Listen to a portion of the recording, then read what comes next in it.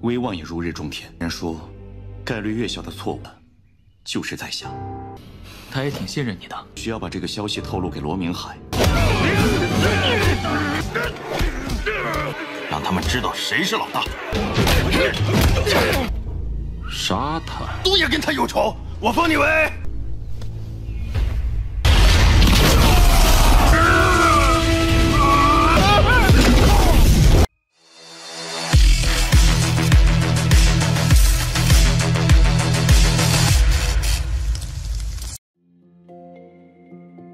Halo semuanya, selamat datang di Ruang Sinema. Bagaimana kabar kalian semua? Semoga selalu sehat dan baik-baik saja.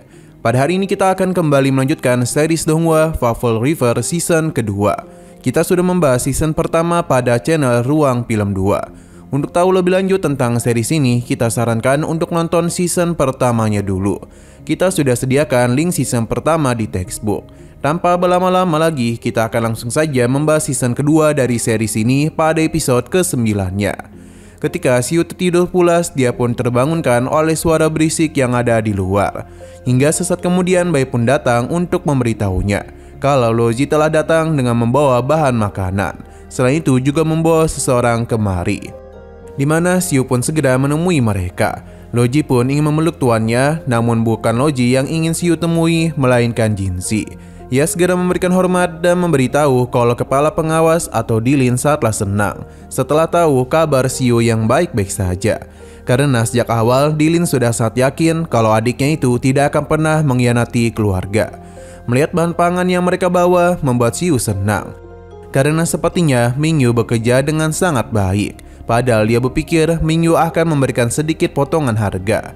Loji tidaklah menduga tuannya bisa mengetahui hal itu, karena Mingyu berniat untuk memotong kaki Lozi. Pada akhirnya mereka tetap berhasil mendapatkan bahan pangan sebanyak itu. Pasalnya semua ini adalah berkat bantuan dari Dilin. Mengetahui hal tersebut membuat Bai senang, karena dengan begini mereka tidaklah perlu mengkhawatirkan bahan pangan lagi. Namun Xiu sadar kalau membutuhkan resiko yang besar untuk membawa bahan pangan kemari. Jadi Xiu mengajak Jinzi untuk berbicara bersamanya. Sedangkan Loji merasa kalau kulit Bai ini agak menghitam. Sedangkan Bai berpikir kalau kulit Loji ini sepertinya kembali gatal. Berhubung dia sudah kemari, jadi tugas patroli akan dia serahkan kepada Loji. Kembali kepada Xiu yang tengah menjamu kedatangan Jinzi kemari. Selain itu dia yang mendengar semua laporan darinya. Waktu pun terus berlalu hingga Xiu mengetahui kalau Long Minghai adalah sosok yang sering membuat masalah. Long Minghai yang memang tidak menyukai biro pengawasan pun memanfaatkan kesempatan itu untuk menjatuhkan Dilin. Bisa dikatakan kalau hubungan Dilin dan Long Minghai sangatlah buruk. Seakan-akan mereka itu saling merebut satu sama lain. Selain semua itu, ada yang ingin Jinzi sampaikan lagi, yang mana kini Mingyu telah mengelola desa Bulu dengan baik. Sejauh yang dia ketahui, sebagian besar anggota inti pasukan Xiu masihlah berada di desa Bulu. Dengan status dan reputasi yang kini Mingyu miliki, maka meskipun dia tidak melakukan apa-apa dan menghentikan pasokan bahan makanan untuk Xiu, maka hasilnya mungkin akan buruk baginya. Jadi Dilin meminta Xiu untuk berhati-hati dalam mengambil keputusan sekecil apapun. Xiu yakin betul kalau Dilin sangatlah mempercayai Jinzi. Tapi Jinzi merasa semua itu dirinya dapatkan karena kala itu dia menjalankan hukuman pembantaian pada keluarga Long Minghai. Jika Dilin ingin menghabisinya, maka dia tidak perlu menggerakkan tangannya. Dia cukup memberitahu Long Minghai mengenai informasi itu. Maka bisa dipastikan Jinzi akan dihabisi dengan cara kejam. Inilah persyaratan yang dia berikan untuk dapat dipercayai oleh Dilin. 他想告诉您邦，威望也如日中天。人说，概率越小的错误就是在下。他也挺信任你的。需要把这个消息透露给罗明海。 Semua pesan yang ingin Dilin sampaikan sudah Jinzi beritahu kepada Xiu. Jadi dia pun pamit pergi. Xiu takut jika terus seperti ini, maka kakaknya itu hanya akan membuat semua orang menjadi musuhnya. Xiu berpindah kepada Loji yang merasa kesal karena malah ditugaskan untuk mengangkat bahan pangan saja. Padahal dia itu memiliki status dan kekuatan yang hebat. Jadi seharusnya dia ini pergi bersama Wela saja. Tapi Duke mengingatkan kalau jabatan militer mereka sudah dicabut oleh keluarga. Tapi Loji tetap tidaklah peduli dan tetap membanggakan status panjinya. Hanya saja Loji dikejutkan dengan garis pembatas antar klan, yang mana kini mereka tengah memasuki klan manusia naga. Sebelumnya mereka berada di batas klan manusia kurcaci. Mengetahui tentang garis pembatas ini membuat Loji kebingungan, hingga mereka pun mendengar sebuah keributan yang mana saat ini pertarungan tengah terjadi antara klan naga dan klan kurcaci, di mana para ras kurcaci tahu kalau gadis mereka telah dibawa kemari. Hingga Loji pun menghentikan semua ini karena mereka malah menggunakan kekuatan untuk memukul rekan mereka sendiri. Namun sesaat kemudian mereka dikejutkan dengan gadis kurcaci yang baru saja keluar dari dalam tenda. Dan saat jugalah pertarungan pun kembali lagi terjadi. Loji mencoba untuk menghentikan mereka. Tapi meskipun dia ini berasal dari pasukan Xiu, kedua klan tetap tidaklah peduli. Sampai akhirnya Loji pun meminta duke bersama pasukannya untuk mengatasi hal itu. Karena jika ia sampai turun tangan, maka semua orang ini dapat luka parah. Dengan tindakan fisiklah baru bisa membuat kedua klan berhenti. Bagi Loji, kehadirannya di sini sangatlah dibutuhkan oleh tuannya. 让他们知道谁是老大。这都乱成什么样？ Xino berpindah lagi kepada tempat Xiu, di mana ketiga pemimpin klan telah datang. Mereka bingung mengapa Raja Guangming memanggil mereka di tengah malam ini. Sesaat kemudian Xiu pun datang sambil membawa dua prajurit dari manusia klan naga dan klan kurcaci yang telah berani menculik gadis biasa. Xiu meminta Manluo untuk mempertanggungjawabkan perbuatan prajuritnya. Soxi malah penasaran seberapa cantik gadis tersebut. Selain itu, dia juga meminta Manluo untuk dapat menahan hasrat mereka seperti apa yang klan manusia ular lakukan. Hanya saja Xiu mengingatkan pada hari ini 12 insiden prajurit mabuk telah terjadi, yang mana itu adalah ulah dari prajurit manusia ular. Padahal tugas untuk menjaga kota adalah kelompok Suoxi, tapi Suoxi mencoba untuk membela pasukannya. Terlebih lagi, tidak ada perang di sini dan Weila juga tengah berada di sisi luar kota. Jadi seharusnya tidak akan ada masalah. Xiu mengingatkan kalau pasukan Weila bekerja begitu keras. Jangankan untuk meminum anggur, mereka bahkan tidak dapat makan makanan hangat. Jadi dia menyarankan apakah mereka mau bertukar dengan Weila. Tentu saja ketiga pemimpin ras ini tidak sudi. Lu Zhou pun mulai membanggakan ras kurcacinya. Tapi Xiu lalu membahas masalah yang sebelumnya, di mana gadis yang diculik oleh manusia naga adalah adik sepupu dari keponakan bibi kedua dari tetangga Lu Zhou. Mendengar hal itu tentu saja membuat dia marah kepada Manluo, karena manusia naga sangat tidak tahu diri. Namun Manluo mengingatkan mereka karena manusia kurcaci telah berebut obat dan pangan militernya. Jadi karena itulah mereka merebut wanita dari ras kurcaci. Suoxi mencoba menenangkan situasi karena bagaimanapun mereka semua adalah bagian dari wilayah timur jauh. Jadi seharusnya Raja Guangming dapat melupakan masalah ini. Manluo membenarkan perkataan Suoxi. Baginya masalah manusia ular yang mabuk merupakan hal yang sangat wajar karena mereka sangatlah menyukai anggur. Selama hal ini tidak menghambat jalannya peperangan, maka seharusnya semua itu tidaklah masalah. Suoxi membenarkan hal tersebut. Ia juga merasa kalau hasrat wanita pada manusia naga memang tinggi, sedangkan hasrat makanan pada ras kurcaci begitu tinggi juga. Jadi semua kejadian sebelumnya sangatlah wajar terjadi. Tapi tetap semua keputusan ada pada Raja Guangming, karena ialah yang memberikan upah dan juga makanan. Ketiga ras teruslah membela satu sama lain. Xiu tahu kalau mereka bermaksud ini bukanlah masalah besar yang harus dirinya permasalahkan, tapi Xiu tidaklah setuju. Ia meminta mereka untuk mengingat betapa sulitnya prajuritnya dalam menaklukkan Kerni. Jika terus seperti ini, maka tidak perlu sampai menunggu pasukan klan iblis datang kemari. Mereka pasti sudah saling menghabisi satu sama lain. Xiu pun pergi dari tempat itu sambil meninggalkan ketiga pemimpin ras supaya mereka itu dapat sadar dengan keputusannya sendiri.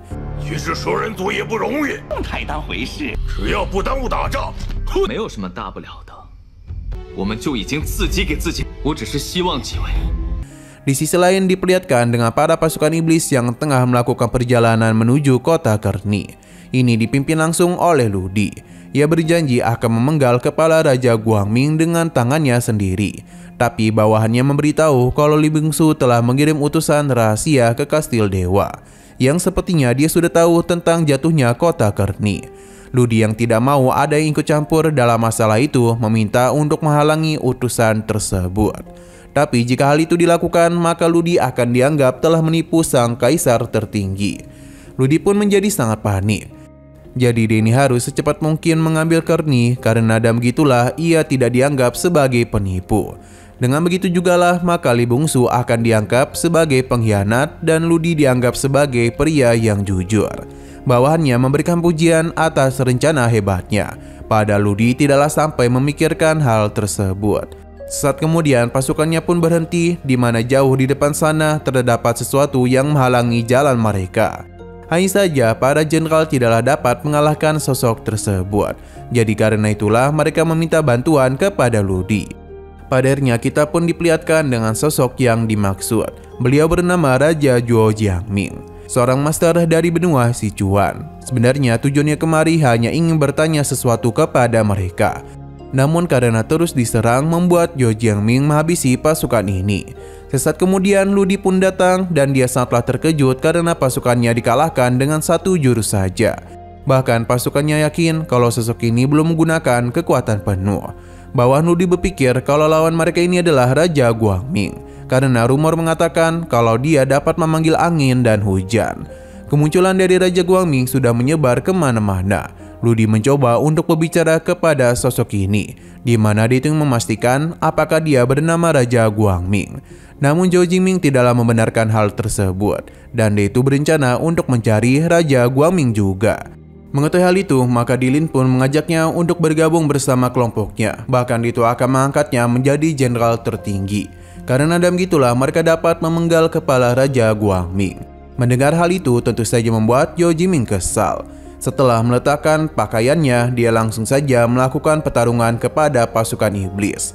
Bahkan Ludi yang terkenal memiliki kekuatan besar pun dibuat tak berdaya di hadapan Zhuo Jiangming.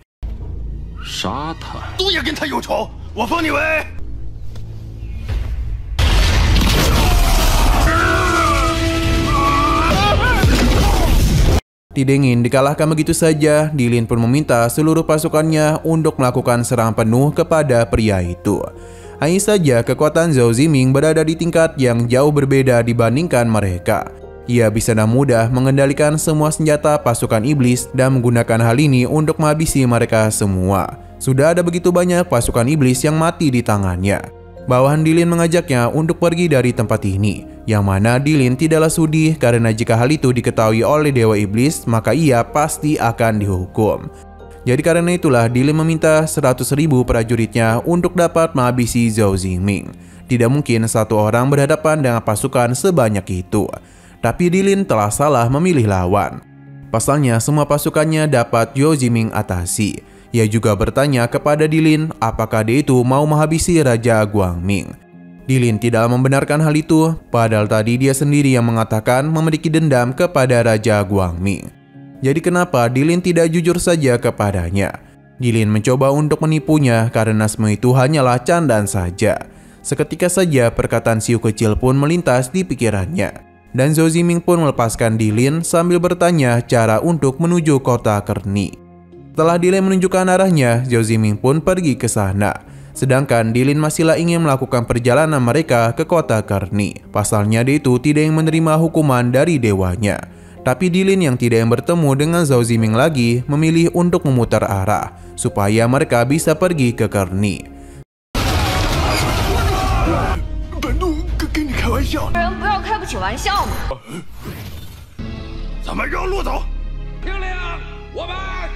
Sinao berpindah ke wilayah yang mana saat ini mereka tengah bertugas untuk menjaga tempat itu. Namun dia mendapatkan kabar kalau sesuatu telah terjadi di depan sana. Yang mana akhirnya mereka pun dapat melihat kedatangan dari para pasukan iblis yang dipimpin oleh Dilin. Nah, sayang sekali lagi seru-serunya, episodenya pun harus bersambung dulu. Oke, sekian dulu pada video kali ini. Untuk video selanjutnya akan segera hadir. Jadi bagi kalian yang ingin mengikuti series ini, langsung saja klik subscribe dan aktifkan loncengnya. Terima kasih yang sudah menonton video sampai habis. Jika kalian suka pada video ini, klik like dan share ke teman-teman kalian tentang channel ini. Dan ditunggu aja kelanjutannya. Oke, sampai jumpa di video selanjutnya.